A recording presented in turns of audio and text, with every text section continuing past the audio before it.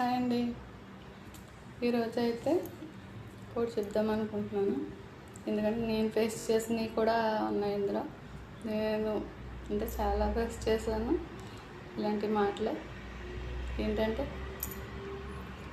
పర్టికులర్గా ఏంటంటే ఆడవాళ్ళు నువ్వు దేనికి పనికిరావు, ఇంట్లో కూర్చొని తినడానికే ఉంటావు, పని చేస్తావు, అంతకుమించి దేనికి పనికిరావు, ఏది చెయ్యలేవు, నువ్వు ఈ పని చేయగలవా, కనీసం ఇంట్లో ఏదైనా ఎలక చచ్చుకొని వాసన వస్తే ఏంటి నీకు వాసన కూడా వస్తుందా, అలాగని వాళ్ళు ఉన్నారు ఇంట్లో. మనం ప్రతిదానికి వెనక్కి లాగడం, అసలు మనకు ఏమీ తెలీదు, ఏమీ చేయలేము, దేనికి పనికిరాం. ఇలా చూసే వాళ్ళకి మనం ఒక స్టెప్ ముందుకు వేయండి. ఏమీ భయపడద్దు. ఎందుకంటే అక్కడ ఉన్నంతసేపు భయమే అనిపిస్తుంది. బయటకు వచ్చి అంటే మనం ఏంటన్నది మనకు తెలుస్తుంది. ఫస్ట్ వాళ్ళకి తెలియచేయక్కర్లేదు. మనం చేయగలమా లేదా, అసలు మనకి ఎంత స్టామినా ఉంది, మనం ఏంటి అన్నది మనకు తెలుస్తుంది. నాకు బయటకు వచ్చాక తెలిసింది.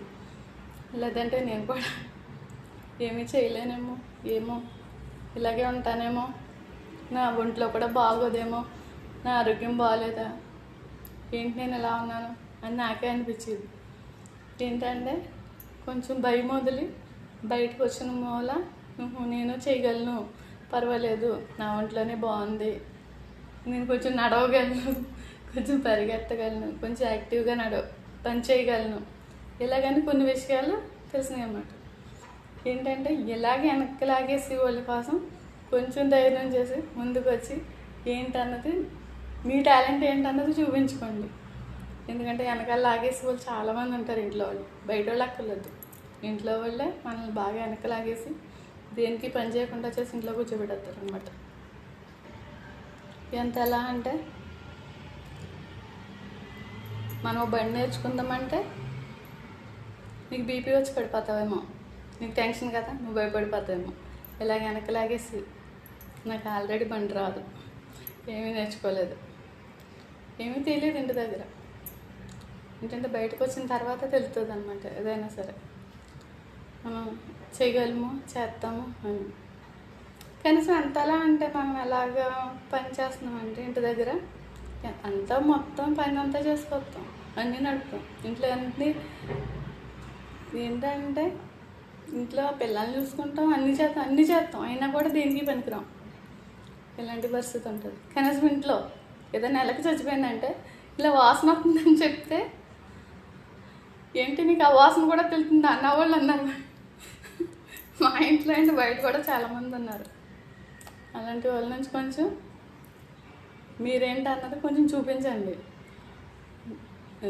ఏంటంటే కష్టపడి ఎక్కడైనా మనం ఇంట్లో చేసే పని బయట కూడా కష్టపడి చేయగలము. ఏంటంటే మనం దేనికి పని చేయము అని వాళ్ళని